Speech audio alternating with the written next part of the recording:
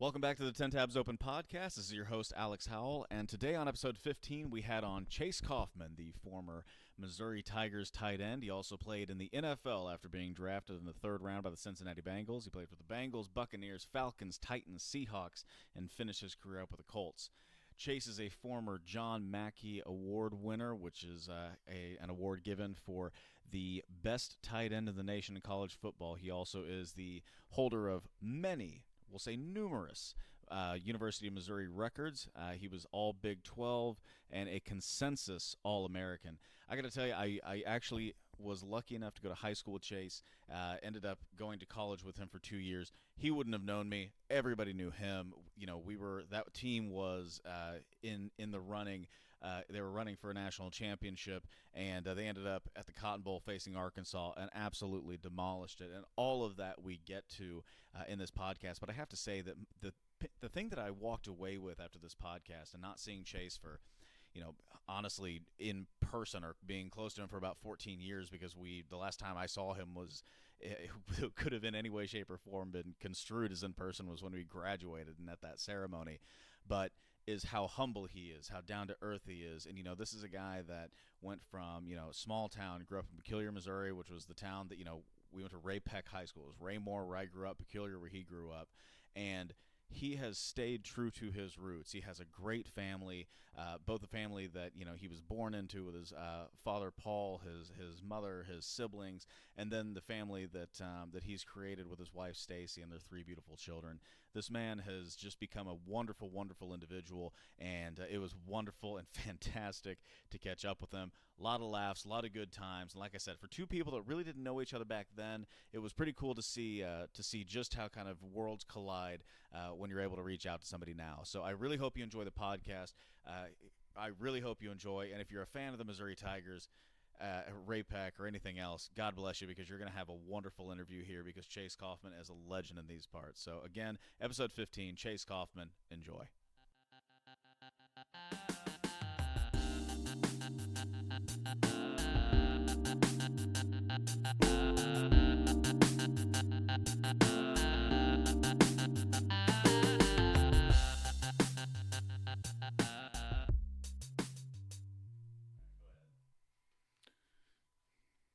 Hello.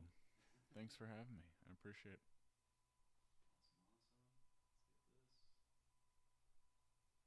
And basically, I'm just going to have to watch this every once in a while. You just kind of want to get as close to the mic as you can. Oh, there we go. That sounds a lot better. All right, cool. I think we're off and running, man. Awesome. So welcome to the podcast, Chase Coffman. I appreciate it, Alex Howell. It's good to catch up. Absolutely. So we didn't really know each other in high school at all. Yeah. Yeah, 2 totally different worlds. It's crazy how that works out, and just as an adult and the people and groups that you start running into and realizing, like, man, there's a lot of people that were great people that I just didn't run in my circle in high school. Oh, exactly. Yeah. And we had 370 some odd people in our high school. Like 365. 365. 364 or 65. It was right around like the same number as a year. So Gotcha. maybe Oh, nice. That's how you think about That's it. how I thought. Yeah. I mean, maybe I'm wrong. I don't think I brought anybody on here yet. I have one person that I've talked to that's potentially going to come on, but I don't think I've had one person on from high school, but a lot from one college in particular. And then obviously I went to community college first, got my speech and theater degree, and then my brain went to the place that your brain's at now, went to finance. So I went to Mizzou for personal financial planning, and that was a really strange transition. I was taking like 18 and 21 hours a semester at one point, which you couldn't have done. Like, my last semester I took 18. Oh, Jesus. So I graduated in 3.5 years so I could get done and play football. Oh, my God. And it was rough, but it was something that I wanted to do and be done with. I can't imagine why. I mean, what's that like as a and I want to talk about what you're doing now, but what's it like as a student athlete? Because I think the best thing I ever heard was Richard Sherman break it down, because he was talking about, like, I would love to see a normal student, your everyday student, we'll just call him your everyday blackout drunk on Thursday student, trying to compete, like trying to do everything that you do in school and also be a student athlete, and it sounds absolutely insane. Yeah, it is, and I feel like, and I tell people this that say, how is it playing in front of thousands and thousands of people in an NFL stadium? And I say it this way: I started off as a kid, playing in front of my parents and the other team's parents, my siblings. You get to high school. Very tall siblings. Yeah. You get to high school, you play in front of, the school. College, it gets a little bit bigger, the NFL. And nowadays it's, some kids play in college in front of crowds that are way bigger than NFL stadiums. But it's just like slow, getting up to that point. Yeah. And I think it's the same way for college. If we're going from high school to college is, what else are you going to do? Quit? Yeah, exactly. That's something that I love. It's something that I want to do. And I've been blessed to have parents that, emphasize that getting your degree and doing the other things right, that football is not going to last forever. Yeah. That it's important to learn and make the connections and do these other things that are going to make an impact later on in life when football is done. Absolutely. Well, I think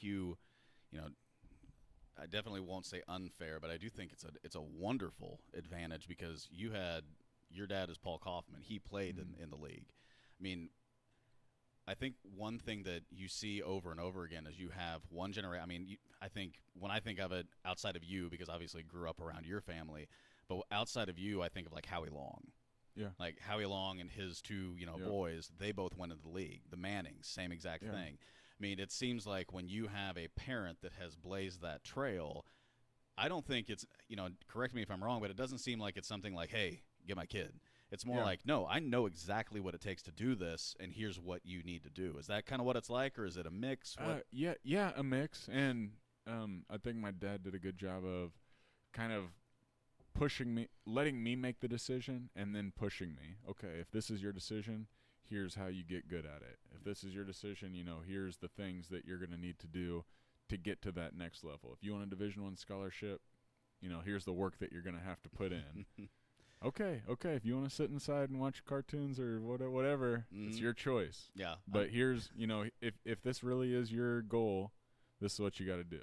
I'm sure that's not intimidating at all. Like, oh, okay, well, just sit in here and watch cartoons. And your brother's out there playing. I don't know if he's going to make it or not. Yeah, that's the other thing I was about to say. And I always had a younger brother that was close enough to really push me because I never wanted to let him win.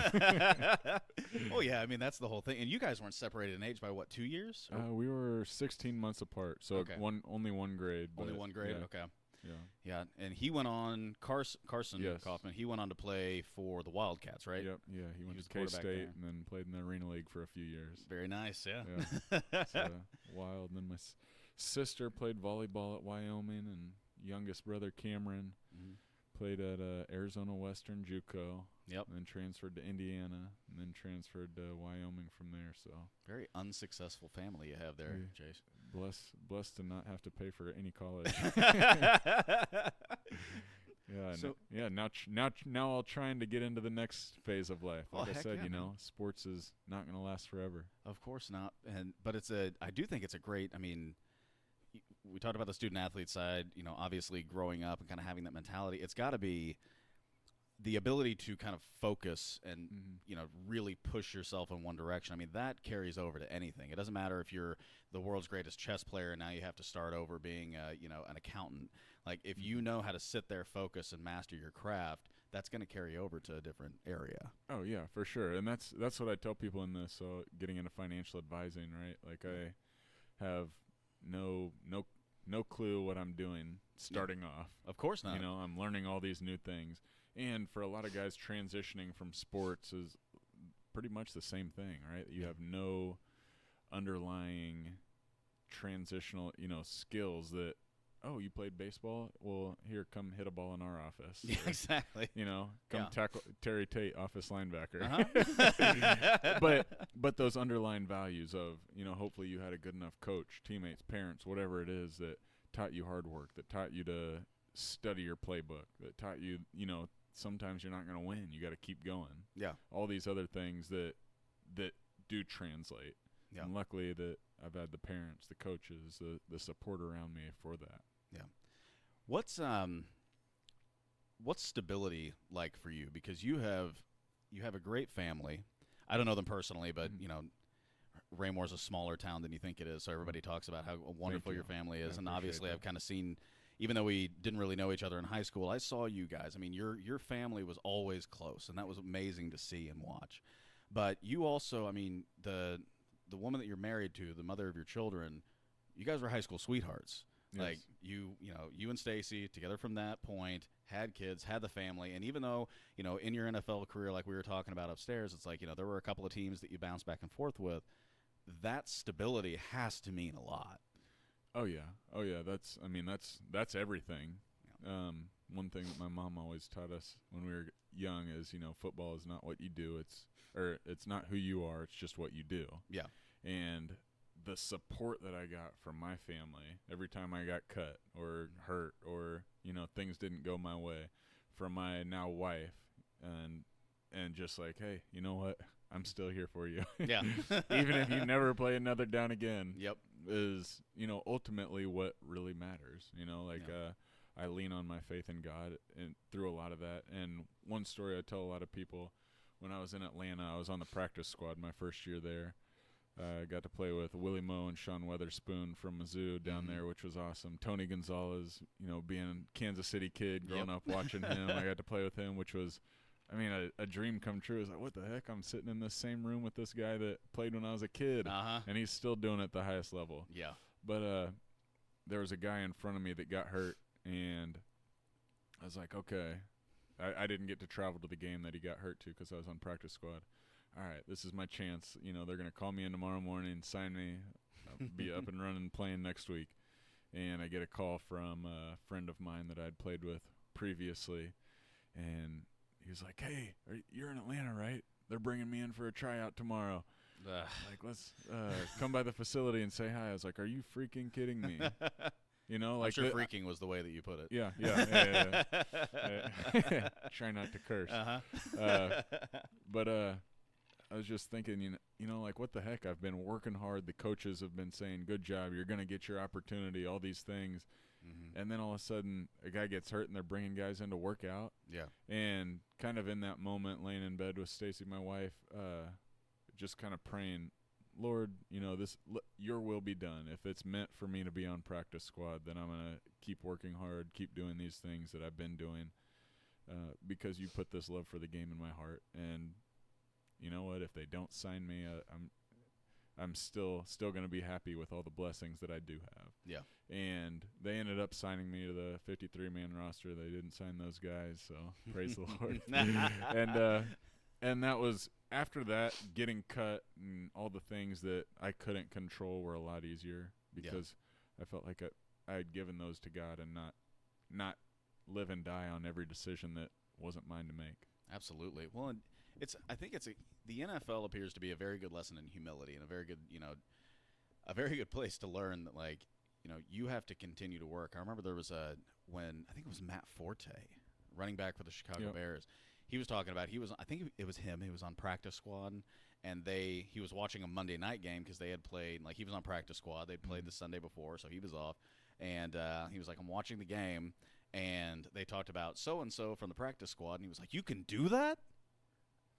I didn't know you could do that. So he's like, I started working twice as hard, doing everything I could twice as hard. And a year later, somebody got hurt. He went up, and then he took the starting job. Yeah. I mean, it's amazing how you can find the right situation, the right person, and the right fit to get there. So and another thing I tell a lot of people is there's a lot of guys out there that probably could play that just don't get the right fit. Yeah. They're not in the right spot at the right time, you know, the right team at the right time, you know, the coaches that believe in them and want to give them a chance. Yeah. And on the other hand, there's a lot of guys that are, you know, probably don't deserve the contracts that they get. Right. But and at a younger age, I was a big hater on those people because I was like, what the heck, you know, you're getting these and not me. Yeah. But I try to look at it from a different perspective now and say, you know what, I know hopefully you're trying to work hard and do well, and good for you for getting that big contract. Hopefully you use it wisely. Oh, yeah. Well, and there's so many famous examples of that where somebody, like, they've got the physical, like, they just have the physicality. They just don't have the work ethic. They don't have the mindset. And, I think the most famous example in NFL history is probably Albert Hainsworth. It sounds – I'm not trying to hate on the guy. It sounds like mentally he's kind of come back from the situation that he was in and kind of reconciled with the fact that, like, yeah, that was who I was at the time. But, when you're laying down on plays, but you have every physical gift, it's like that has to be so frustrating in your situation. Be like, dude, I'm working my butt off in the gym every single day. I'm at practice early. I'm leaving late. Yeah. You get the contract. Awesome. Cool. That's great. That's good luck to you. Yeah. And so much of it is just potential, though. Yeah. They give contracts off potential. Yeah. And it's not, hey, you're a great guy, so we're going to pay you. Great guys don't just win games. Nope. But, yeah, you try to do all those things, and when football's over, hopefully, the people that you were good to and that saw, hey, you know what, Chase has got a good work ethic. He may not have been the starter, but every time we called his number, he did his job. Yeah. He gave 100% effort. Maybe he didn't make every play, every block, catch every pass, whatever it was, but we knew what we were going to get out of him, that he was working hard, that he was studying his playbook, that he was doing the things that you want somebody to do to succeed. Right. And now getting into advising, that's what I want people to know is, hey, Chase did it when we were playing, or, we watched him from a fan's standpoint, and now we can rely on him that he will do his job, that he will look into doing the right things in whatever industry he goes into next. Yeah. Well, advising is such an interesting, and if you keep seeing me look over there, it's just because the last person I had on, that thing stopped recording, so we had to go back and do something. So don't think that I'm not paying attention to you. That's the reason I'm doing it. But in the advising world too, it's, you look at it and you think like, okay, I think a lot of times advisors get commoditized because you're watching the money, but really I think a lot of people look at it as, well, the funds are doing the work. What are you doing? It's like, I think that's where the mentality of I'm not the person. I'm putting you in the right position over here. Yep. Yes, I'm getting the portfolio together. That's what we're doing 100%. My job is you. It's 100% you. When you have a financial question, I'm there. When you need this, I'm there. Yep. But the number one goal, like my number one goal, are all of your goals. Yep. So that I think is a positive thing, because if you're willing to put in the work, whether it's the NFL, whether it's any other position, if you're willing to be the person that's coming to the table early every day, leaving late every day, people respect that, and they know, like, if that's the case and you're willing to do that much on, in prime time for one of 32 teams, you're probably going to be willing to work with me and work just as hard. Yes. Yeah, for sure. And the fact to just come out and say, you know what, I don't know that. Yeah. But I will find it. Yeah. I am, like you said, getting up early, staying in late, whatever it takes. Hey, look, if come crunch time, you need something done, you can count on me to get that done before the time that you need it done. Absolutely. To find that answer to whatever it is. Yeah. Whether I know it right now or not. Yeah. When you're in this capacity, you're not locked into, that being an extrapolation of a bunch of physical factors, a bunch of like timing factors. Now it's just like, I'm going to do it or I'm not. And if I do it, then you're good. And that I can learn, I can figure out. There's no question there. Yeah. I always feel if I tear bad. my Achilles going into work, I can still find the answer. Exactly. Well, that was on the football side. That's one of the things that always, and I'm not a football expert. I yell at the TV like I'm one, but I'm not a football expert. And there's most of the time, I'll scream at the television, and then I'll look back at my wife, who just is looking at me with this death glare, like, "Are you kidding me?" But I'll kind of watching. Yeah. Well, I don't do it around them. I'm just good. I'm very, very quiet when they're around. Like, okay.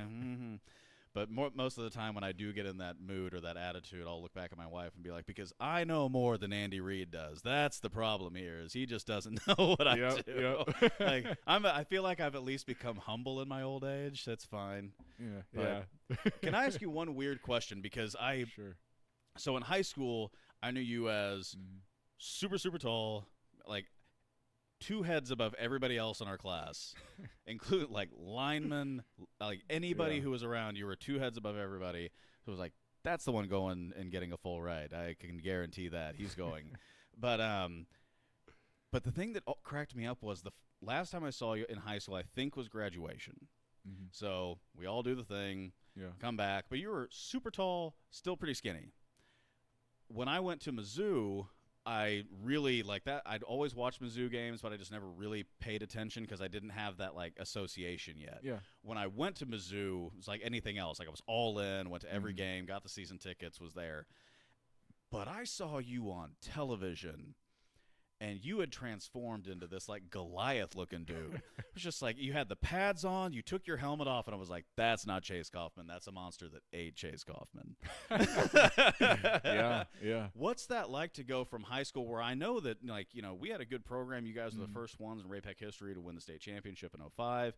Then you go to Mizzou and became a monster. Like, what is that transition like between high school? Yay, we're doing good. Yeah. And I mean, I feel like that particular year, you guys just bulldozed over everyone. Like it didn't even seem fair most of the time. Like I remember there was an article, I think it was a Kansas City Star article when we played the Lee Summit Titans, Lee Summit West Titans, which is where my kids will go. Yeah, their first year they had no seniors. They had no seniors. Yeah, exactly. So they like played Remember the Titans, like we're gonna do this, and or Glory or whatever it was, and just got destroyed like 44-0 in the first half. Yeah, but it's high school. I'm sure you guys had I'm sure especially with your father, like you knew like this is what I need to eat. This is the training program that I'm on. But it's got to be different going to college, and all of a sudden it's like, here's your giant weight room. Eat whatever you can, but you need to get bigger. What's that part of the transition like? Like just the physical part. Well, I mean, you're kind of growing into yourself as a young adult. Yeah. Right. Your body's gonna be growing regardless.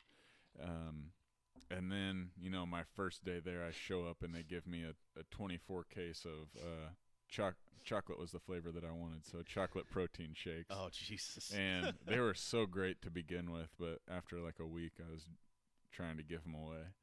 But, they were trying to put weight on us, the bigger, faster, stronger that you can be, the better you'll be for our team. Yeah. And, working out, getting stronger, doing all the things that are going to make you the best you can at football. That's what you want to do. That's your goal. Your goal is to still, at least for me, to make it to the NFL. Mm-hmm. And to do that, I had to do all these things to make myself the best player that I could be. Yeah. And I mean, I guess you don't really even notice it that much until the end of the year. They kind of do hey, here's where you were at, here's where you are now, little picture. This is the weight you've put on. This is your PRs on every rep that you do, and I mean it's a business. Yeah. And especially now the things that the money that's poured into sports it's amazing. Yeah. I mean kids are almost getting like that in high school now, just the training that you have access to. And that freaks me out a bit. It does. Like when you're, I've talked about this with I have a personal trainer. You can't tell because I drink, but but I have a personal trainer. He's he goes to competition. He normally I think he's like 225, 230, and then when he goes to competition, he's like 175, sub 175. Mm-hmm. But he's 5'6", just like big guy. Yeah. But we talk about that all the time because with him, it's about training for physique. It's about looking good. Yep. It's not he's not jumping over doesn't hills have to or run, anything. jump, nothing. Exactly. But we talk about it all the time because my biggest issue was like, I'm sure you probably were the same. I mean, I know you were also a star in basketball as well. 6'6" at Ray-Pac. Yeah. I fouled out a lot. Yeah, probably because you would bump into somebody and they'd fly across the fucking room. But I mean, when you have that, like you're a multi-sport athlete, I think that's a positive thing. And again, like one of the things that freaks me out the most, and I've talked about this a couple of times on the podcast, but I really do with other people. It's like one of the things that freaks me out in baseball, which was my sport until my shoulder got shredded, was it freaks me out that people are getting Tommy Johns in like middle school. Yeah. Like you don't need that much specialization. No. And I think it takes the fun out of it. You know, Yeah. like every season of whatever sport I was playing, I was always looking forward to it. Yeah. You know, if you're doing it year round, I don't know that you get that. And you know, that's from my experience. Right. And what I think. And you know, some kids may be different, but Just take it from an NFL draft pick. Yeah. Yeah, from my NFL experience and everything that I've been through, I think it's good for kids to learn different movements, to learn different not quite specializations, but you know, just different things that give you different experiences, a different way of thinking. Well, hey, I did this in basketball. Maybe it'll work in football. Box them out and just jump up and go get the football, right? Like, yeah. Well, then that it seemed worked. like it apparently did, because For me. I saw a lot of that Yeah. when you were at Mizzou. Yeah. So I think stuff like that helps and just develops your mind instead of specializing in one thing. And I think there are, as you get older, a lot more good things that can come out of specialization, but the underlying, the base that you need to build is not just off of one thing. Yeah. It's more athleticism, I guess, than anything else. Yeah. I think it's a lot of that, and there's so much that's God-given too. Well, yeah. You know, yes, you have to work extremely hard and do all these things, and you know, be lucky enough to just be in a situation where you don't get hurt. Yeah. Right? Like there's 100%. sometimes where maybe you're running the ball, somebody falls into your leg the wrong way and you tear your ACL. Yeah. Whatever, and as a kid, that can change the trajectory of your sports future in so many ways. Yeah. You know, you have to go through rehab. You have to sit out probably a full year. You can't go to the pool with your friends. You know, you got a cast on, whatever it is. You know, like there's a lot of luck that goes into it. Yeah. Well, you fought that, if I remember right, you fought that senior year of high school, right? I mean, that's one of the things that I had forgotten about was, and you know, when you agreed to come on the podcast, which by the way, thank you. But that was one of the things I'd forgotten about, was that you were hurt for a fairly significant part of the year. Yeah. Well, so let's see, it was our 10th game of the season, which we did like 3 district games. Okay, so not a part of the year, but it was at the end. Yeah, it was the last scheduled game of the year before the playoffs started, and we were beating this team pretty good, and a kid just dove into my knee. and I mean, whether it was purposeful or not, I don't know. I could argue that. I'm going to say yes as a Ray Peck alumni. Yeah. Thank you for having my back. You bet. But I sprained my MCL, and I was out for a game, and you know, luckily it was just a sprain instead of something more serious, because you know, at that time I had scholarship offers. I had all this stuff that, you know, maybe if I get hurt, something like a team pulls their offers. Yeah. And I don't have a choice to go to Missouri. Right. But yeah, I think all that stuff just plays into, again, kind of back to what I said earlier about you're not, you know, football is what you do. It's not who you are. Absolutely. Yeah, but I mean, it's one, he definitely did. I'm just going to hit that point because I think go back on the film. Yeah, I'm pretty sure I was there at that game, and nobody was happy. I think I was there at every single game that year because it was just so fun to watch you guys. And by the way, and I'm going to spring to one side, and hopefully I'll be able to come back to it. But I do have to say, I tell people this all the time.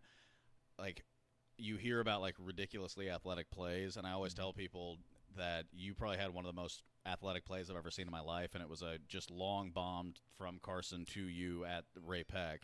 But you were basically, it was just I don't know what you call it, but you just ran it, and you had this little bit, like guy probably my size, like 5'11" on your heels, and it's like, that's not going to happen. Yeah. And so Carson throws it to you, but I remember it looked like he got to you early, but nobody was in your, like, there was no ref in your general vicinity to call him on it. But you had to, like, basically, like, turn around, reach your hand up. You caught it with one hand and kind of jumbled it back, and then it was like, well, I'm tall, and you just, like, jumped and reached out, and the ball crossed the goal line. I don't know if it actually did, but, again, the guy was so far away, it didn't matter. But I just remember the whole stadium, like, huh? Yeah! Like, everybody was so excited, but I was like, that's probably the most athletic play I've ever seen, because he just outran a guy my size backwards while trying to figure out how to catch the ball and then got the touchdown. Like, that's a scholarship athlete. Come on, guys. Make it happen. That's awesome.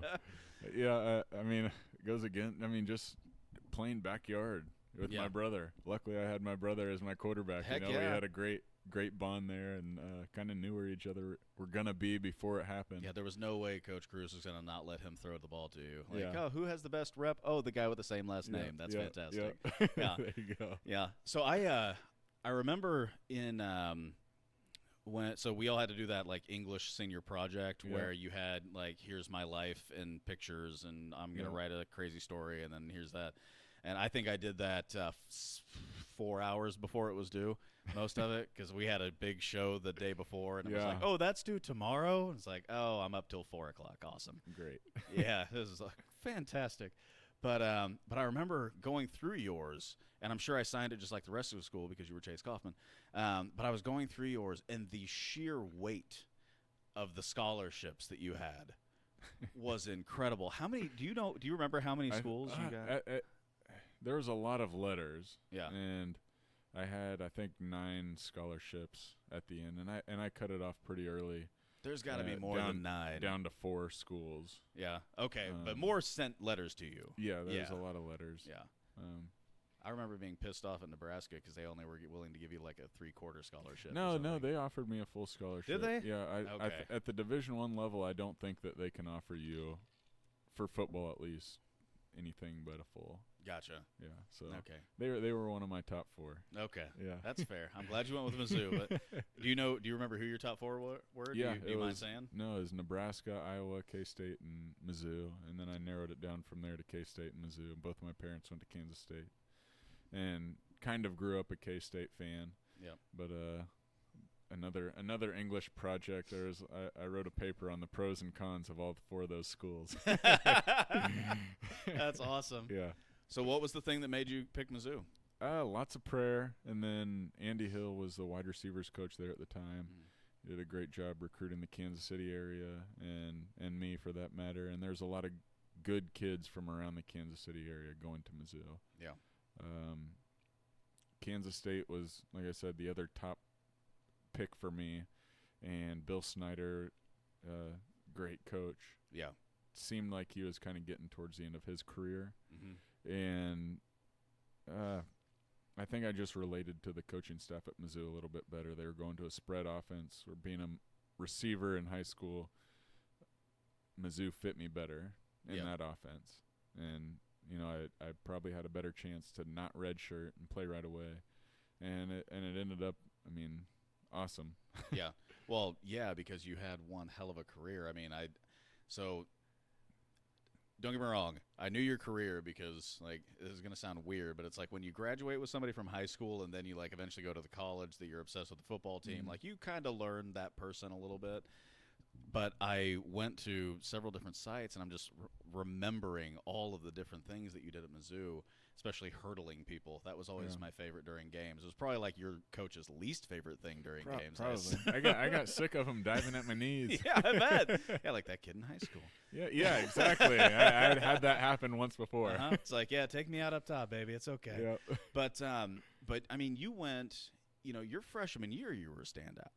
Yeah, I got a great opportunity to play my freshman year. I remember the very first game I played in was here in Arrowhead against Arkansas State. Oh, wow. I didn't realize that was your first game. Yeah. Welcome. I played my first and not the last, but almost the last game of my Mizzou careers in Arrowhead. So nice. The last official game was the Alamo Bowl, but we played the Big 12 championship the game before that in Arrowhead, which is pretty neat. Yeah. But let's see, I think the reps were like 5-3. Martin Rucker would take 5 reps. He was the starter, and then I would go in for 3. Mm-hmm. And I remember that first time going in, this is my first time playing Division I college football in Arrowhead. What the heck? And, finally, making a catch from Brad Smith. Not a bad guy to get a first catch from. Yeah. It was a route that I was running on the outside, and he ended up scrambled towards the sideline. I ran with him, and he threw it to me, and it was just like,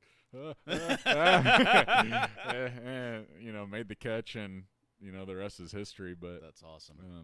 It was a great time, and a lot of great people that I was able to create relationships with and be teammates with. Yeah. And one of the biggest things is, I couldn't control really who those guys were going to be. Yeah. You know, I'm just as lucky as anybody else on that team to be one of those guys. Yeah. You know, that had so many great teammates, that guys that were selfless, that didn't really care how many touches per week they got, because we had That's NFL huge. We had NFL talent across the board. Yeah. And as long as we were winning, that was the goal. That was the team goal. Yeah. Well, you had, those couple of years, and we've had one or two maybe since then, but those couple of years, I always make fun of it because in a very lighthearted way, I'm always like, well, in 2007, I showed up to Mizzou, so they were lucky. I appreciate that, Alex. you bet, man. Yeah, it was all me. Drinking on campus was what projected you guys to the national stage. But when you really think about it, it's like you had Sean Witherspoon, which, by the way, that dude. I was walking through the comments as innocent as I could be, and he and a couple of buddies of his who are all giants, by the way, compared to me, they were messing around, and that guy, somebody got the best of him just for a second and pushed him across the commons, and he hit me, and I felt like I got hit by a horse. Like, it was like a freight train. And I'm nerd at Mizzou, so I just spilled over, and he was like, "Are you okay?" And I was like, I looked up and I was like, "Yeah, I'm good. I didn't cry getting hit by you. That's fantastic. I'm fine." And he didn't even try to hit you. No, he didn't. No. No, this was him kind of falling off balance. No, if he tried to hit me, I'd be dead. Like, I wouldn't be anywhere. Yeah, but no, you had, Sean Witherspoon, Jeremy Macklin, you, Chase Daniel, who am I forgetting? Ziggy Hood, Moore, Striker Sulak. Yeah. Let's see. Ziggy board. went to Pittsburgh, right? Yeah. You had a hell Rucker, of a class. Will Franklin, Denario Alexander. Yeah. Derek Washington. I think he would have had a great opportunity. Yeah. It was a pretty amazing, special thing to see, and that's got to be, for somebody that came from, and I'm sure all of these guys did, come from winning programs in high school, and then to all be able to culminate in one program that has traditionally been kind of I would say Mizzou has always kind of been they're the giant they're the David to the Goliath. They're kind of always been a middle of the road to back end, and they've had their times in the past, but kind of a springboard era. Yeah, and then all of a sudden you guys start taking over, and it seemed like a large part of it was, and I don't want to pigeonhole this into one particular piece, but it really seemed like a lot of the conversation was Chase Daniel to Mac, Chase Daniel to you. It was the guy who was a speedster and an absolute demon on the side, and it seemed like he could run anywhere on the field and be fine. To you, that was try to take this big man down. Yeah. And it was a fun time to watch because it's you don't necessarily get to see a spread offense where you've got somebody like you that's 6'6". I don't know how big you were. I'm going to say giant. And but to be able to see that kind of athleticism from all parts of the field is pretty incredible. Yeah, and like I said before, we had that across the board. Guys getting NFL opportunities. Will Franklin was a 4th-round draft pick. Yeah. Martin Rucker and myself on the field at the same time. He was a 4th-round pick. Yeah. Myself, we had Tommy Saunders, who got into some NFL training camps. Was a walk-on at Mizzou. Was he a walk-on? Yeah. Oh, Jesus, I forgot about that. Yeah, walk-on from Kearney, Missouri. I hated his guts until I got to Mizzou, and we finally got to know each other a little bit. Yeah. And it's amazing how that happens. Yeah, it is. Yeah, we had a common goal. Yeah. And then who else we have? Yeah, Macklin, Denario Alexander, Greg Bracey, who was even faster than Macklin. He was a track guy and didn't get any NFL opportunities, but across the board we had somebody that could make a play. Yeah. And especially if you zeroed in on Ruck or me or Macklin, guys on the other side, that could make those plays if given the opportunity. Yeah. Pretty fun time. Tony Temple, right? Oh, yeah. Record setter at the Cotton Bowl. Yeah. Arkansas tries to take away everything else, and Tony Temple runs for dang near 300 yards. Yeah. I remember watching that game because we had I went to a friend's house, and it was a New Year's Eve party, so we did the New Year's Eve thing, and then everybody woke up hungover, and then we just sat on the couch trying to recover. And anybody who listens to this podcast is going to be like, you need to go to rehab. I don't. But January 1st, we woke up and watched the game, and they were interviewing Darren McFadden and Chase Daniel because they were Heisman finalists, and they were talking about all these different things. I just remember watching the game and just thinking, like, this is not the Mizzou team that everybody's seen, but God, how much talent does this team have? Where, everything gets taken out, and, okay, we still have another weapon, and you're not going to catch him. Yeah. That's incredible. I mean, and again, like you were talking about earlier, that's sacrificing yourself too. Yeah, Like all of a sudden, we're breaking it out for him because that's what's going to win us the game, and that's the most important part. Yeah, and I was just about to say that same thing, just the selflessness of that team for guys like Jeremy Macklin or whoever's on the outside to continue getting blocks down the field. So, you know, instead of a 10, 15, 20-yard gain, it's a 40-yard gain. Exactly. Right? Like there's a lot of that I see in today's game at the younger ages. Guys just want to be the all-stars. Yep. And, teaching them that, hey, look, it's a team sport. If you want to, win, you got to continue to make the little things happen consistently. Yeah. Maybe the running back doesn't get to the secondary this play, but if he does next play and you're ready, it could be a touchdown. Yeah, exactly. What do you think is the biggest difference between when you played in college as opposed to now?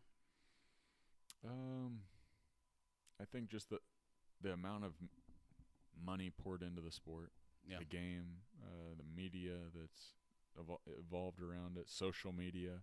Yeah. Luckily there wasn't that when we were in high school or really even college. Yeah, thank God. Yeah, Facebook had just started. There were cameras on phones, couldn't really catch anything that was, yeah, they could take a picture of you. You could question it for sure. Exactly. That's not me. Exactly. Like nowadays, that 3-megapixel image is definitely not me. You need to step away. Yeah, that could be any big white guy. Yeah, exactly. That would be the biggest negative for you. It's like, but he's 6'6" and plays for Mizzou. He's wearing 45. Like, not me.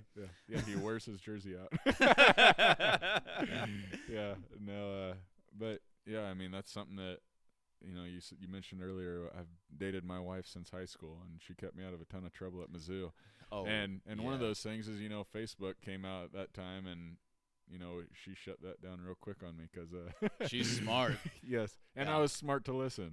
Yeah, I tell that all the time. It's like, oh, thank God MySpace was the thing when I was in. So like I said, I went to community college. MySpace was the thing, and then Facebook eventually became the thing. And I'm so happy that I had like a couple of years to be an idiot. Because if anybody goes back and looks at the post, they're going to be like, this guy has an IQ of 80, and I never want to be friends with him. Like, that's a fair assumption on that. Yeah, and nowadays you can go back to, Patrick Mahomes, not that he's done this, but I don't know, he might have, posting stuff when he's 13 years old. Yeah. Guys go back and find that stuff and hold you accountable to it. It's like, what? How? Well, like, who's the say all kind of dumb stuff or think all kinds of thoughts that are not true at that age. Yeah, I mean, it's like, judge a 15-year-old. Go ahead. Yeah, they're all stupid. What kind of we were experience stupid. Does he have? Yeah, well, it's like Kyler Murray. Like 5 minutes after he wins the Heisman, they start posting all of his previous posts. Like, dude, really? Yeah. That's what you're gonna do? Exactly. Like, everybody can see through this. Like, he was an idiot kid, just like we all were. Deal with it. It's fine. Yes. I'm sure you said those exact same things as a kid. We did. It was dumb. Yep. So what's it? So you're at Mizzou. Superstar, you've got the team, you've got, you graduate in 3.5 years, which I still can't figure out. I've been sitting here racking my brain, like, so if I took this credit, no, I couldn't do it. There's no way. Yeah. There's no way in hell. Did you take any summer classes? I did. I had to take, actually, my last class ended up being a summer class. I took two of the first, fully online. It was, online except for the tests. Yeah. It's like midterm and then final. You had to show up to the university. So you couldn't cheat. Yeah. Exactly. Yeah. Yeah. Like I could. It was like business law. Like, if I'm not making it through this class, I'm just not making it. Yeah. But so I did that, and those were technically summer classes because that's when I enrolled. But the last class I took was some micro or macro economics. But it was some specialization of it. But I'm trying to remember back, but I think that was the last class I took. It was one summer class, but it was a Monday through Friday class. Yeah. But as you're going through and you're graduating in 3.5 years, which I still can't believe, it's amazing. You're one of the most motivated people I've ever seen in college. It's like, not only am I a student athlete, but I'm going to embarrass you about how hard I'm going to study too. But like, you go through all of that. You're a part of a team that goes to the Cotton Bowl, wins Alamo Bowl, which, by the way, the first half looked awful until J-Mac like runs that thing all the way back, which just looked like a statement. Like, we are going to change this half. Deal with it. That was a lot closer game than it should have been. Yeah. But I understand why, because you had so many people that were going to the next level. Mm-hmm. So when that happens, like, you know that it's basically going to be I don't want to say an empty class behind you, but you're now concentrating on the draft. What's that like between the Alamo Bowl and the draft? Because you went third round. You won the John Mackey Award. Best tight end in the nation. Not to be intimidating or anything, but like, that's got to be pretty fucking intimidating. What's that like? I mean, you win every single award. I can't remember. It was like, you were All-American, but it wasn't just All-American. It was like, you won All-American. Consensus All-American, John Mackey Award, and now you're going to the draft. Yeah. What does that feel like when you've got 32 teams that are just like... For me, it was pretty crazy, and I don't know if a lot of people know this or not, but I broke my foot the very last offensive play of the Alamo Bowl. I don't remember that. So Jeremy Macklin scored a touchdown on the other side of the field, and I broke my foot. And you know, I was still celebrating with him, and I didn't know that I had broken my foot at the time. I just knew that I felt a little pop, and it hurt really bad. Yeah. and so, you know, the whole plan was to graduate in 3.5 years, prepare for the draft, work out, do all the stuff that I need to test out at the combine, at pro day, and all of a sudden I have to get surgery. And so, you know, I had surgery with the same doctor that had done another surgery for me at Missouri, and put a pin in my foot, and went down to Arizona to a training facility to get prepared for the combine. And I didn't know if I was going to be able to do the combine or pro day or not, what the timetable was, and kind of trying to rush it along because I want to do good. I want to put my best out there, get drafted as high as possible.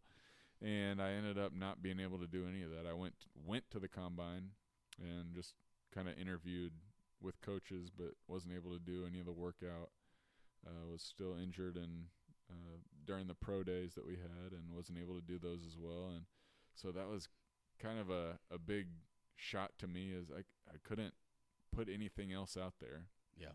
You know, everybody else's draft stock is rising, and they're doing this, and you know, people are saying this guy's going to be a great player at the next level, but where's Chase? What's he doing? Yeah. He's still rehabbing from a broken foot. Yeah. And on one hand, that's why, you know, I don't want to say I mean, I kind of understand some of the guys sitting out their bowl games. Yeah. You know, that can be a huge hit for your financial future. But on the other hand, I don't think that I could have ever done that.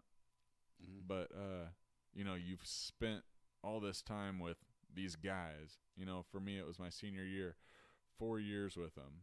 Yeah. You know, that you've gone through all the ups and downs, and to say, you guys got this last one. Yeah. I think that would be really tough. But, I mean, I was able to play 8 years in the NFL and got credit for 7 of them. My last year, I got cut about 30 minutes prior to the deadline of getting a credit for that season. Just going to go ahead and say that was a dick move, by the way. It's a business. I agree totally with is. You. And I try to look at all that stuff as, you know, it was a blessing to get the games in the time that I did. Of course, yeah. You know, maybe I wouldn't even have got that. So yeah. Well, I mean, you know, I still feel I have a friend that's he was a punter for Buffalo, and I can't remember the other team. I think it might have been the Seahawks back in the day. Yeah. And you know, he always talks about, you know, he played a few years in the NFL and then he was out.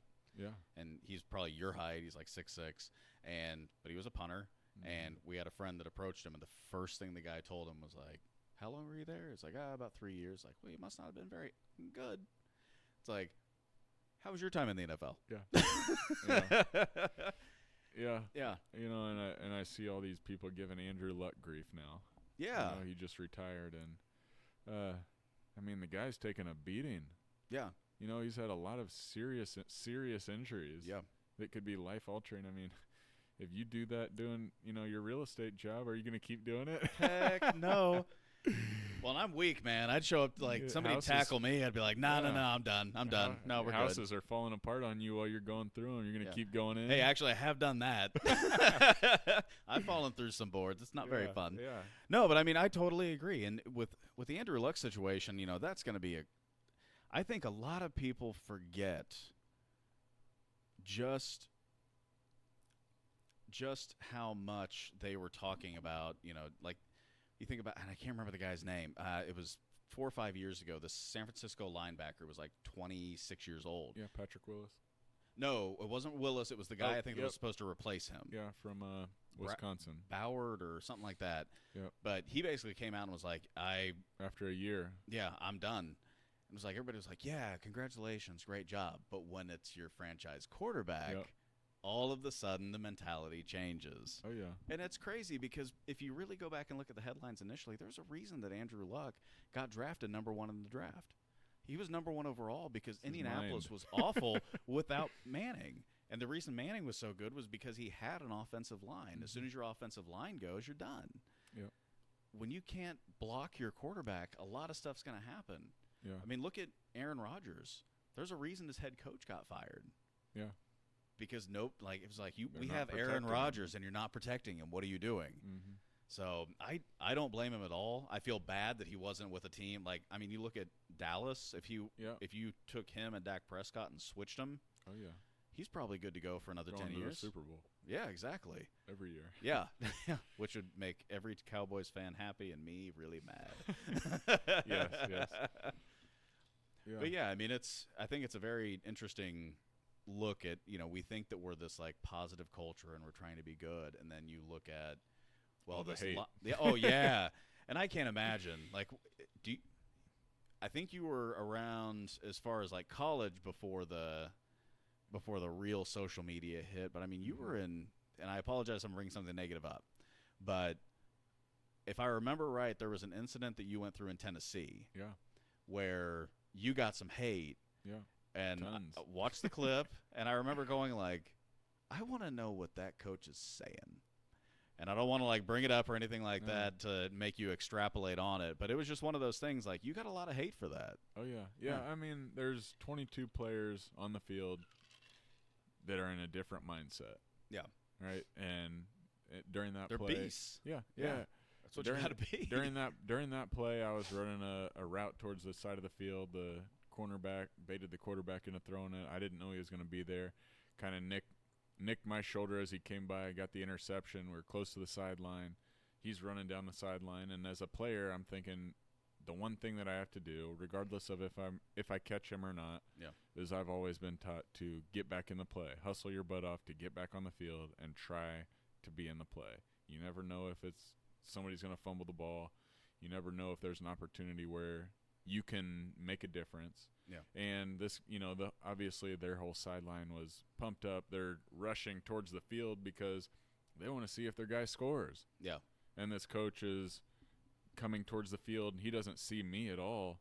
And as soon as I pop up, he's right there in front of me. And so my instant reaction is get him out of the way and continue on my way back to the field. Yeah.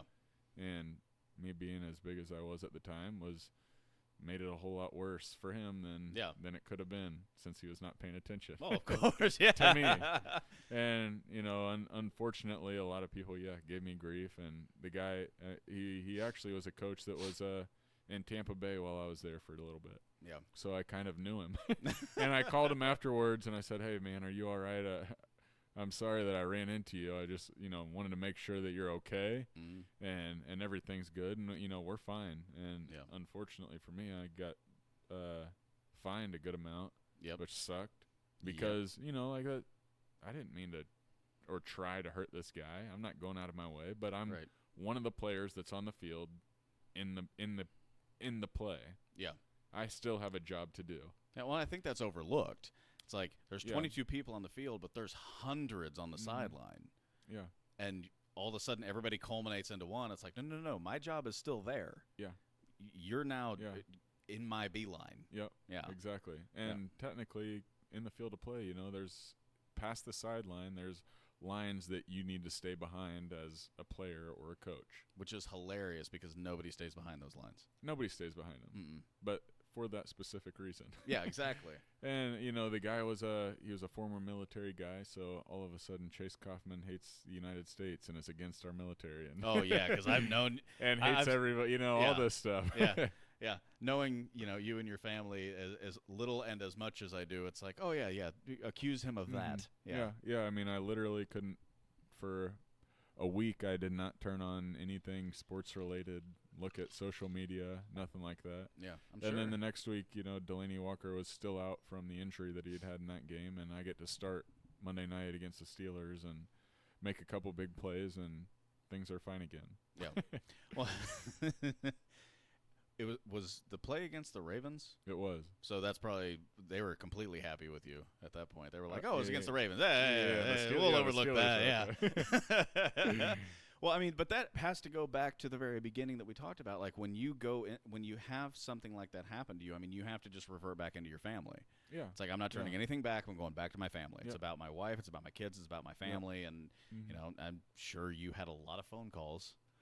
So, I mean the support group, the friends, everybody that knows your heart, that knows who you really are. And, of course, I know Chase. He wasn't trying to do that. Yeah. So, I mean, it's just like anybody can say whatever they want these days. Yeah. And unfortunately, a lot of it is taken as truth. Yeah.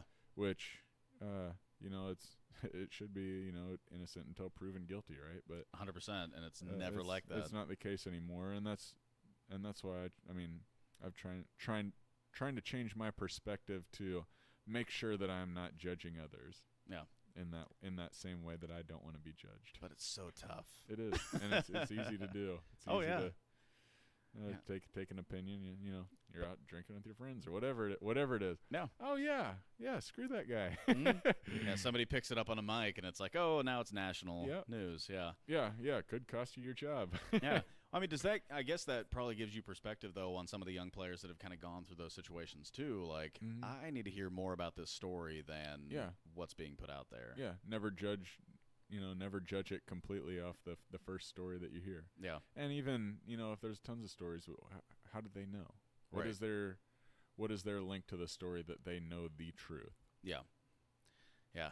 And that one was such a difficult circumstance because it was an interception. They had all the video on you and the other guy in the world. So it was just like you make the decision based on what you say. Terrible. Yeah. But yeah, until you realize like here's the mentality that I have, and if you've ever been in competition sport or anything else, it's like you're focused and that's it. It's like it's not done until you hear the whistle. Mm-hmm.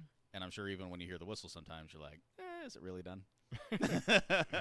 Yeah, and then really. I mean, you got guys pushing you around, hitting you, sometimes taking cheap shots. Sometimes you feel like it's a cheap shot, but it's part of the game. Yeah, and you just got to continue playing in that. And sometimes emotions do get the best of you in those situations, but you got to do what's best for yourself and what's best for the team, and not put you or the team in a situation that's going to harm you. Yeah. And when you get into, when you get into those situations, when you get into that negative, you go back to your family, you go back to everything that's right with the world as opposed to everything that's wrong with the world. Exactly. And I'm not going to announce where you live, where we talked about upstairs, but like you're a hometown guy. It feels like, with every movement that you've had in your life, you're pretty laser focused on exactly where you should be, and that's home by your family where you are. What is that like, the fact that you've been kind of even though you've been all over the place, you've been all over the U.S., what's it like knowing that even though I might be staying here, I might be in Seattle, I might be in Tampa, I might be in Indianapolis, I might be in Atlanta, home is right here. Yeah. That's got to be something really positive. It is, and especially now, and for so many things that I at the time didn't realize how big of a blessing it is to be back here. I got because you were 24. Yeah, which is another thing that we talked about upstairs with advising. What do you know at 24? Exactly. I had to explain it a lot. Yeah, but like now with 3 kids, we have You have 3? I thought you had 3. 2. Oh, so my our son Josiah is 2 months old right now. We just had him. Congratulations. So yeah, new job, new baby, all this stuff going on. That's very big. Yeah, so how's your sleep schedule? Stacy is killing it right now because she is up with Josiah all the time. Oh, my goodness. She's the one that gets to feed him, not me. Love you, Stacy. Good job. Yes, she's amazing. So my sleep schedule is a little bit better than hers, but still not great. Yeah, I'm sure. And then of course, studying for the certifications and stuff like that is. Yeah. I've been getting up early to do that since I don't want to take away other time from the kids and family. Yeah. So what certifications are you getting? The life and health insurance, Series 766. That's exactly what I did. Yeah. I got all of them out of the way except the 66 now. Yeah, 66 is – so life and health I think I passed quick. 7, I'm so happy that I did it when I was in college because going back to learn how to study that thing would have been a nightmare. The 66 was just confusing. Yeah, the mic just twisted. Sorry about that. It's the new mic. That's what I'm dealing with. But the 66 to me was just the confusing one. Yeah. It was like it tries to – because it brings in the Series 63 and 65. Yep. So it's like, what about this situation in this particular moment? Yeah. It's like it's trying to trick you the whole time. So I got a way better grade on the 7 than I did the 66. Yeah. But once you pass them, nobody cares. Yeah, and really understanding the complete question. Yeah, exactly. What it's asking. That's the biggest thing that I've heard right now. Yep. And let's see. For the 7, I took it as 2 tests, so it's different than what you had to do, which was a little easier for me. Yeah, I got the hour break to have lunch, and I was just like, no, just get me through Power this. through. Yeah. Yeah. So they split it up into the securities industry essentials, which is like a prerequisite for all the series or maybe not all of them, but like 8 different of the series tests. Yeah. So you take that and then you do the top off of whatever test you take. So did the SIE and then the 7 top off, and it was tough, but I mean I wouldn't want somebody that was handling my money doing something very easy. No. Yeah, I remember going through the books, and I think I have them right over there. Yeah. But I remember going through the book, and I refused to sell them or give them away because it's like, no. I earned those books. Yeah.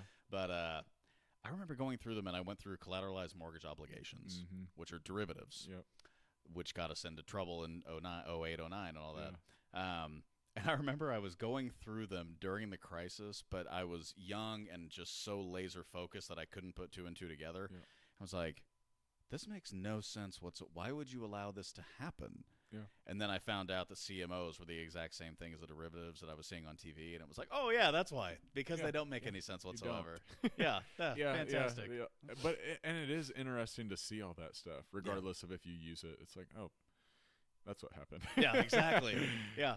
Well, I would say now that you're in that stage, I would absolutely, without question, if you haven't already seen The Big Short, go back and watch it now, because you'll watch it and go, oh no, that's what happened. Ah, crap. Because they go through and have you ever seen it? I have, but not. It's been a while, so I need to go back now that I'm. Yeah, as soon as possible. Doing all this stuff, because it would be so fun to see somebody who's because you have the education behind you at this point, where you're just focused on it, so you'll recognize so many terms. Yeah. And they break it down so well during the movie. Yeah. And it makes no if you know what you're looking at. Yeah, and as soon as you do, you're just like, oh, that's why it was so terrible. It's that's why it was so terrible. And I mean, transitioning into the real estate side where I'm at, it's like when they talk about stated income, it's terrifying now. It's like, no wonder they put us under so many regulations, because people were saying I make $200,000. Okay, that's fine. We'll just write that down. And they just give you a loan on it. Yeah, I mean, crazy. Same thing in the NFL, right? Yeah. Guys come in, you get signing bonus, if you're a draft pick or, some even free agents or, whatever, and all of a sudden you're a 21 through 25-year-old, maybe at the oldest. Yeah. What's his name from Oklahoma State that was 29-year-old draft pick? Oh, Brandon Weeden. Weeden. Yeah. But for the most part, 21 to 24, 25. What do you know about handling money? Nothing. Not much. Hopefully your parents know. Yeah. Because if not, there's a whole lot of people willing to write you a loan for whatever you want. Mm-hmm. So it's hopefully I'll be able to help some of those guys that don't really understand and that families don't really understand, and give them the head start that I do have. Yeah.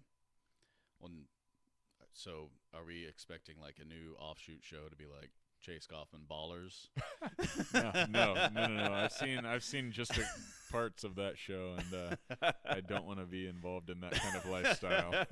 I guess they're involving the Kansas City Chiefs this season. Are they? He's supposedly going to buy the Kansas City Chiefs this Wow. season. Yeah. Well, The Rock's one of the highest paid actors out there. Yeah, I'm not arguing with anything that guy does. Yeah, seriously. He's killing it. Yeah, but no, so they when I was in, one of the more interesting things was that if you're going to be a financial advisor to athletes, they hold you to an even higher degree than they do just the rest of the population. And until you actually see the research on it, you're like, well, that's BS. They're athletes. They're making millions of dollars. And then you see what happens, and you're like, yeah, that makes a lot of sense. Well, yeah, I mean, just as in any business, right? There's a lot of good people and a lot of bad people, and you don't really know until you know who those people are, or you go off of hopefully a trusted friend that does know. Yeah. Like there's no way of, I mean, the guy that I picked out of college, it's like, well, you're young enough that I feel like I could have you as an advisor for the rest of my life, or close to, and I could see myself hanging out with you. I relate to you the best. Yeah. Let's do this. Mm-hmm. Nice to meet you. Yeah, that's a difficult situation. You have no idea. Yeah. I mean, and, especially when you have families that they've, whether it's they've never had money, somebody's had money, somebody has an idea. It's like you're fighting a lot of people that you trust. Like, and when you have to fight people that you trust, you have no idea what you're going to do. No. It's like if somebody comes to you and says, hey, I have a fantastic idea, you don't know the difference between that and somebody that actually does have a fantastic idea. Yeah. I mean, one of my favorite documentaries ever is ESPN's. They do that 20 for 20 series, and they did the one called ESPN Broke. Yeah. And they had like Andre Rison on there. They had the quarterback for the Cleveland Browns from like the late 70s, early 80s. I can't remember the guy's name. But they had all kinds of guys on there that were just like, so we spent money on this, we spent money on this, and then we did this. And they didn't some of them didn't even realize, like, when you get a $20 million signing bonus, 10 of that now belongs to the government. Yeah, you don't get all 20 million. Exactly. So you spend 15, you're already done. Yeah. Yeah. Yeah, you're already broke. Yeah. Well, I mean, and Shaq talks about that. Like, he, got $1 million signing bonus, and he went out and bought 3 cars for his family, didn't realize that he only got $450,000. Yeah. Because I think at the time, who would it have been? Well, he was in Florida, so yeah. Yeah, how would he understand? Exactly. Nobody had ever told him that. So you think, oh, yeah, $1 million? I got $1 million. Yep. Nope. Yeah, we can do whatever we want now. Yeah. Well, how is that set up with the NFL? Like, when you get paid, because I think pretty much everybody that's listening and somebody like me, I'm 1099, so I get a check, I get 1099 at the end of the year for the full amount, and then I have to pay taxes on that. Yeah. My background's in finance. That's never been a question. But in the NFL, I've heard their pay schedule's crazy. Oh, well, I mean, you only get paid during the season for the most part, unless your contract is structured differently. But most of the guys are paid every week or every 2 weeks. So you're only getting paid, if you're on the team, 17 game checks a year. You're getting a little bit during OTAs, a little bit during training camp. But you got to make that last through the next year, up to the next year. And hopefully a whole lot longer than that now. Yeah. I mean, like, hopefully you're saving and creating a window or a buffer of 10 years, of 20, whatever amount that you're able to save according to how much you're making. Yeah. And then you got, moving expensive. If you're getting cut, if you're having to move town to town, living expenses in that town, all that stuff, taxes, all your expenses, and so is it a 1099? It's W-2. W-2. So okay, I figured. They take it out. They take it out of your check. And the first, let me see, one of the first checks I had, I looked at it and I was like, what? This isn't how much I was supposed to get paid. Yeah. Where did this all go? And kind of looking at the breakdown of went to this, went to that, taxes, like, made me want to cry. Yeah. Are you kidding me? Uh-huh. I don't even want to make this much. Not really, but like, yeah. golly. Oh yeah. Well, and it's a like the only time I've ever been W-2 was when I worked at a bank in college, and so I was W-2 then, and it was just like I would just get mad for the very little I made, just like $100, couple $100 a week. It was just like, you've got to be kidding me. It's like, what? Why? And I would get mad, and so like at that point, me getting mad was I'm going to be political about it, and I'd go just do an offshoot of that conversation, but when I really look at it now as a 1099 employee, which is basically just, you're self-employed, you're a business owner, it is what it is. It's like when you understand the tax code a little bit better, it's a positive thing in some ways, it's a negative in some ways. But yeah, I can't imagine somebody announcing like, so-and-so got paid. I mean, what was it? What was Magic Johnson's, like $100 million over 20 years? It's like, that's $5 million a year. That's $2.5 million a year.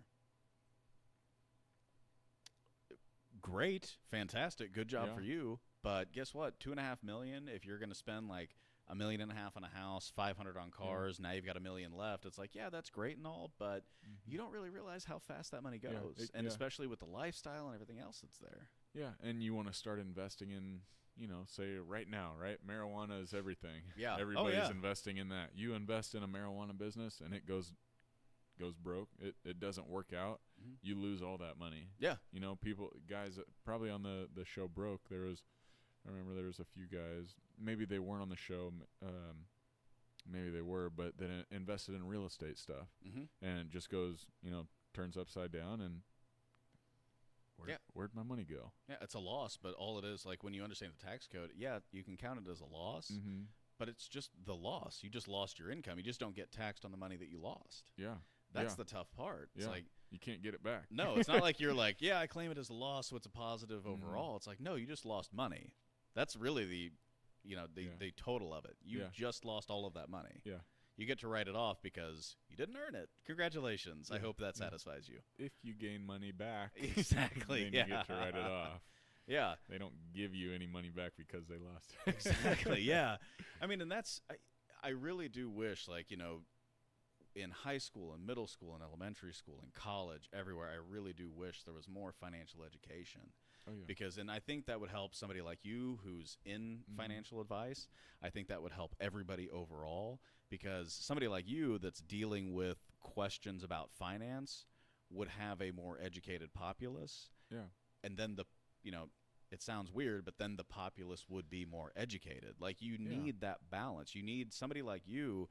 And I remember being in that position. It's like you're kind of looked at as, I have no idea what I'm doing with money. Here's money. Figure it out. Yeah. Like, great, but I also need you to be comfortable with it, because I could be a bad person and mess it up, and I need you to not be able to fall for that. Well, I want you to trust me, because this is something that I want for the long run. Yeah. It's not something that I want you. Chase is, he's the one dealing with my money. I have no clue what he's doing. Right. Yeah, exactly, because that's terrifying. Yeah. Well, okay, look, the market just took a drop. It's no big deal. Just don't get emotional about it. Yeah. It's going to come back up. Yeah. All right? You didn't plan on touching this money anyways. Exactly. Yeah, whenever the market would go down, I remember telling people, it's like, that just means that your dividends are buying more shares. Yeah. And all we want is more shares right now, because you're not going to retire for 30 years. Yep. More shares means more shares. Everything's on sale. Exactly. Exactly. Just make sure it happens. It's all good. Yes. Yeah. Yeah. Now, I mean, what made you approach that particular industry? Like, you go from football, and then you go into this. I mean, you have a family, you have everything else going. You have, I think I saw on your profile you do motivational speaking. Like, there's a lot of different routes that NFL players take. Yeah. Your hometown hero. What made you decide, like, you are thank you, Chase Coffman, yeah. But I mean, you go into this and you're just like, I want to study my ass off for the Series 7, 66 and life and health insurance exams. Yeah. Me, I'd be like, oh my God, that's an awful experience, because I know what it took. Yeah. But like, what made you decide, like, I want to go into finance?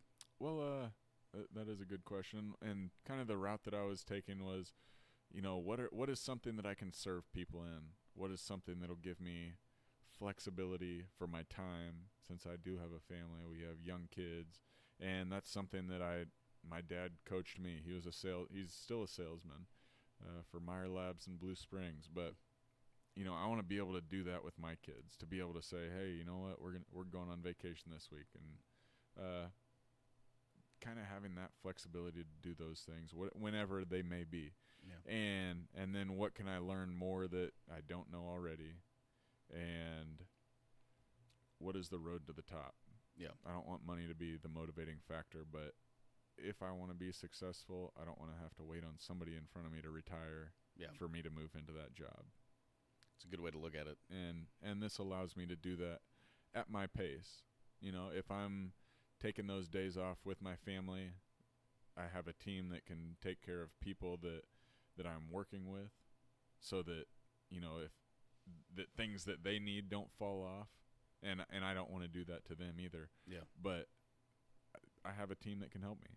Right. I can do that.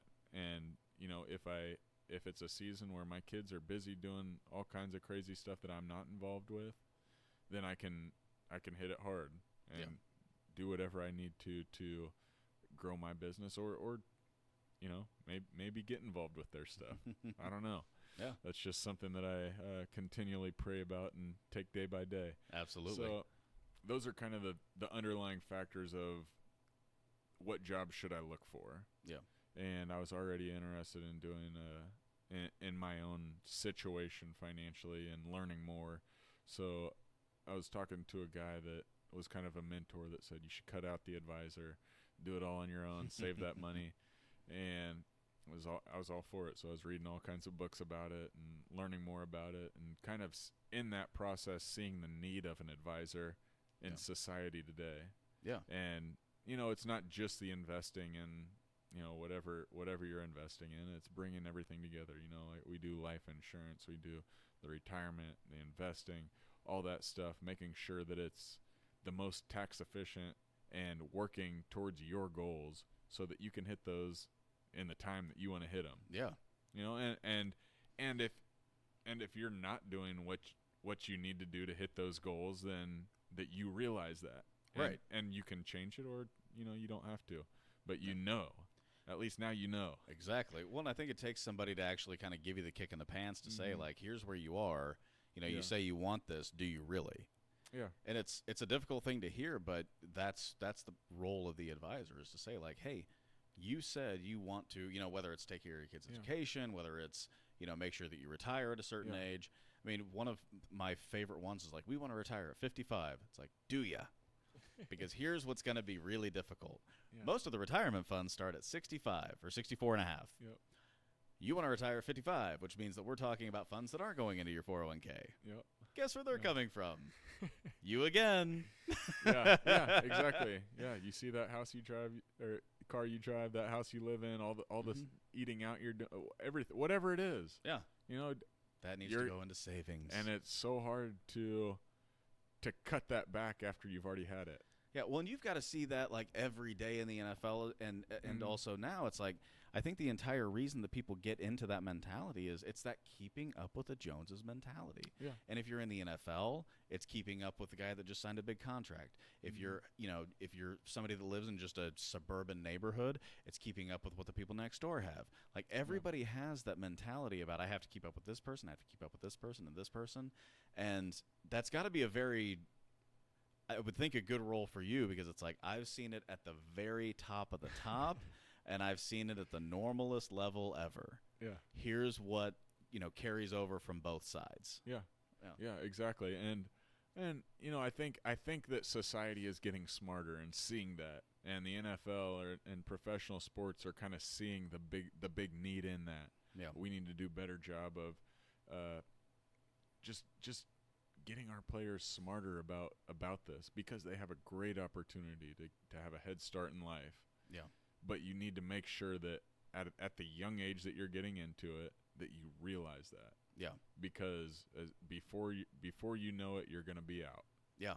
The average career is right around 3 years, and that you still have a whole life ahead of you to live. Yeah. And we talked about earlier that you have to, for most players, you have to go start another career. Mm-hmm. And being at the top of the top. Yeah. You have to go humble yourself and for me, it's learning the Series 7 and 66 and life insurance. Yeah. And that's tough to do. And go ask people to, hey, I'm just learning this. Can I help you with your money? Yeah. But I, like I said earlier, I do have a team that can help me, and I will find the right answer for you and work my butt off to make sure that we hit your goals. Exactly. You might know more. If you're willing. Yeah. You might know more than me. You don't know more than my entire team. Yes. Yes, I have plenty of resources. Absolutely. And so, talking about getting out of something into something and then future, one of the, we talked about this a little bit again briefly upstairs, but when you look at one of the biggest things that's kind of rocked the NFL over recent years is when you do get out. Mm-hmm. And you've seen some of the issues that have come along with some players that, it does, and maybe I'm wrong here, but it does kind of seem like it matriculates towards the defensive side more than it does the offensive side. But, when you talk about the issues that you've seen with players that have consistent head injuries and, I think back to like Junior Seau and what happened and all that, how do you see that on a daily basis in the NFL when you're talking to players about, like, what's your future prospect? Are there certain players that are just like, I'm just doing what I can? Are there certain players that drop out? Because we've talked throughout this podcast about one player's done this, one player's played, one player's done this, one player's played. Everybody has a different choice in life. But it does seem like that is penetrating a little bit more, or much more, I should say, than it ever has. I was going to say a little bit more year by year, but it almost seems to kind of be growing at an exponential rate right now. With you as a player, what does it mean to you, and what have you seen from other players that have kind of been through this as well?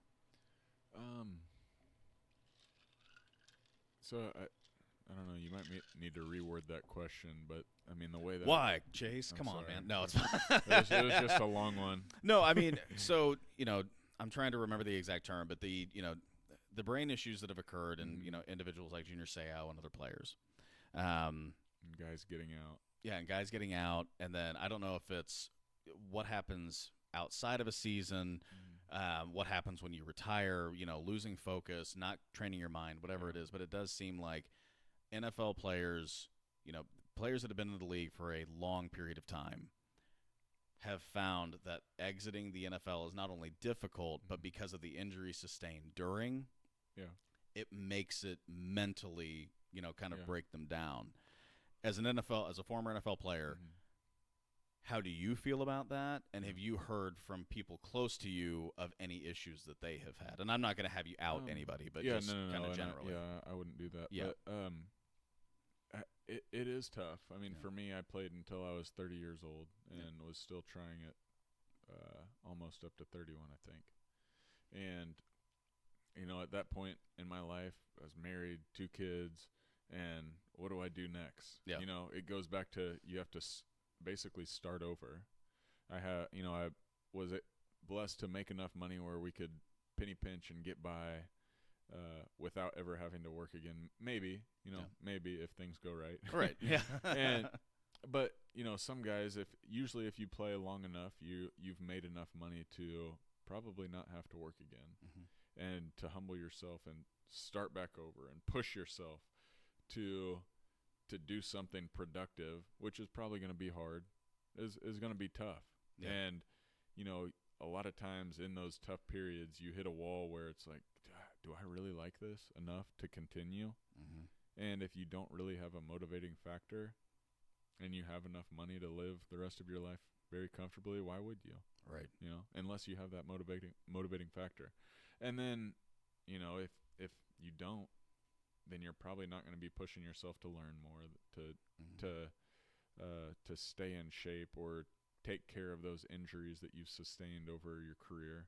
Yeah. And I mean, it's tough. And I'm not going to say that, everybody doesn't go through that in some stage of their life. And, people in your case that never played professional sports, you might hit that same wall, for something and be able to do that. But it's just not in the spotlight. Right. Maybe it will. A business owner, right? Most business owners, they're continuing to learn, reading books, doing all these things that are challenging their mind and continuing to do that, and money is really not the motivating factor for them. So that might be a little bit different in that sense. But you see people that win the lottery all the time going broke, same way as you know, professional athletes do. Yeah. And without the support, without the help, without the knowledge, the learning, the drive to get you there, you know, what do you have? Right, exactly. A bunch of money and no knowledge, and yeah, there's a ton of fun things in this world to do with it. Exactly. Well, there's a lot of people that will show you those things and abandon you the moment that you don't have it anymore. Exactly. Yeah. I mean, and again, like I go back to it, I think we've gone back to it several times, but I think that is, you know, one of the things that I think you're blessed with without question is that, you know, when you have a foundation, the whole thing can get broken apart, but you still go back to that foundation. Your family's always there. Mm-hmm. And I feel like I've been very blessed in that. Like my parents have always been my best friends. Like they've always backed me, you know, even at the times where they're like, are you really sure you want to do it? They'll still, you know, they're always behind me. Your parents the same way, your wife the same way. When you have kids, it's just like having little cheerleaders behind you. It's just so fantastic to know that you come home and there's people that will love you without question. And I think that's fantastic, but it's good. Like I'm so happy to interview you, you know, Jesus, 10 years after we graduated from college and 14 years after high school. Yeah. It's crazy. and see somebody like you that has gone to that mountain, crested it, and now, you know, you're still doing real good. Climbing up another one. Oh, heck yeah, man. And you're starting to, you know, you're starting the journey at the base, man. I know but it's good. I mean, it sounds like, you know, you've made the right decisions, you've done the right thing, you have the right people behind you. Like, I don't want to push this on you in a way that sounds like I'm patronizing in any way, shape, or form, because I mean this in the kindest way. You're so lucky that you have those things, and it has to be, extremely. Yeah. I mean, you've got the family, and you know, I said it again, I'll say it again, but like you have the father that's been there before, so I'm sure he's been a consummate companion. You know, you and your wife have been together since high school. You've been through all of this. You have your children. I mean, I feel like there are a lot of people that don't have that, and it's amazing that you do. So I'm very happy for you, man. Thank you. I appreciate it. Absolutely. Yeah, So. it's been quite the journey. I'm glad. And it's been a fun one, too. I mean, Yes. seriously, like, you know, we've talked about positives and negatives and sometimes get down a little bit. But, dude, seriously, you won the John Mackey Award. Yeah. I got to go Division I scholarship. Yeah. I got to play in bowl games, get drafted into the NFL, experience 6 different NFL cities and teams, and go to the playoffs half of my career, play with, That's you know, awesome. some amazing guys Yeah. and friends, and now come back here to a great city that, you know, I have family and friends, and it's an awesome city. And I tell this to people that I haven't really experienced Kansas City as an adult very much. So Yeah, because you've been everywhere else. yeah. So this has been really fun for me. That's awesome. So is there any stadium that you wish you'd played in that you didn't? I assume you played in Lambeau, right? Yeah, I did. I let's see. There's a couple. I didn't play in Chicago. I didn't play in Denver. I didn't play in San Diego. No, that's okay. You don't care about them anyway. Yeah, or let's see, Dallas. I don't think. Yeah. And of course all the brand new Yeah, stadiums are. of course. I mean, they're amazing. It's crazy. But I mean, a lot of really cool experiences and stuff that I'll remember and cherish for the rest of my life. Yeah, and you've got a hell of a future going forward too, man. Yes, thank you. Absolutely. Well, so what? Just because I'm a nerd and am very curious, like, what if you look back at your time at the different stages? So if you went back to Ray Peck, to Mizzou, and to the NFL overall, like, what are your favorite memories of each stage? I would say just the relationships, all of those places. Yeah. In high school, you know, you had that same experience. Oh yeah. You know, you have a group of friends and you grow up together. Yeah. You know, in college you meet a brand new group, and for me it was, you know, you're spending tons of time with your team, not much outside of that. And on one point I feel like I should have connected with people outside of football, but I mean Dude, again, you didn't have time. Yeah. Again, I don't know that I really had time. But you know, you go through the toughest workouts. A lot of the same classes, at least starting out. Yeah. And like, golly, this is tough. What are how are we gonna make it in life? Well, we'll just play in the NFL and be set, right? Heck yeah. Which again is not a guarantee. Yeah. But you go through all these things. You're living together. You find out how to pay bills together. Uh-huh. All these things, and spending the summers together. For me, I was lucky to have some friends that had places down at the Ozarks. Nice. Get done with summer classes and head down there. Uh-huh. And then you get to the NFL, and it's quite a bit different. I mean, at least my experience, there's not the same relationships there. There was great relationships that I made, don't get me wrong. Yeah. But such a age gap and potentially pay gap between some of the guys that you want to hang out with that you can't do all the same things. Right. I came in as an unmarried, no kids, and two of the three guys that are in the same there's 5 guys in our tight end room in Cincinnati, and it was me and another rookie that were had really no ties. I was still dating my wife at the time. Mm-hmm. And the other 3, they had wives, kids, like they're not gonna hang out with us. Yeah. When there's free time. They got they got more important stuff to take care of. Exactly. And so, on the one hand, you don't really get that same camaraderie unless you're able to stay there with those and they're able to stay there for an extended period of time. Right, yeah. Which is, guys get cut weekly in the NFL. And so it's a lot different, but I mean, again, going back to I got to experience some amazing things, getting cut or not, and realizing that it's not the end of the world when I get cut. Yeah. That there's life afterwards. Heck yeah, man. Just keep on going, keep persevering, and keep just doing the things that I know will help me succeed, so that whenever that opportunity comes, I can be ready. Yeah. Because it's not my decision for somebody to sign me. It's not my decision for somebody to give me playing time. But it is my decision to learn the playbook, to learn the technique, to do well on the field. Yeah. And to gain their trust by doing all those things consistently. And so that's just the stuff that is the underlying that will continue, and hopefully I can teach my kids well. Well, I was going to say, what would be the thing that you would tell somebody about life, and then you said that, and I don't think you need to follow up with that. I think that was a fantastic statement, man. That's it. Yeah, there you go. Rewind. Rewind here. About, a minute 20 or so, you're good to go. So if somebody wants to get in contact with you, whether it's motivational speaking, whether it's as a financial advisor, I mean, how does somebody get in contact with Chase Coffman, the man, the legend? Yeah, the best way would probably be my email. My work email would be ccoffman@bmgadvisors.com. So ccoffman@bmgadvisors.com. Awesome, and I'll put that in the notes on the podcast too. Is there anything else you want to say?